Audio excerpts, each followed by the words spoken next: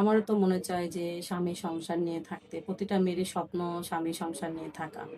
আমার একবার সংসার ভেঙে গেছে, তারপরে কি আর আমার সংসার হবে না? এটা তো আল্লাহর দেয়া নিয়তির খেলা। আমি চাই একটা সংসার, চাই একটা পরিবার। আর কিছুই চাই না। সে আমাকে সৎভাবে, সৎ চরিত্রে ইনকাম করে যতটুকু খাওয়াবে তাতেই আমি সন্তুষ্ট। এবং তার যদি আগের ঘরের বাচ্চা থাকে, বউ থাকে, তাতে আমার কোনো সমস্যা নেই। আমি তাদের খেদমত করে সারা জীবন তার সাথে থাকবো, তার সংসারে। তাকে কখনো ছেড়ে যাবো না। আপনার নাম ঠিকানাটা একটু বলে দিন আপু।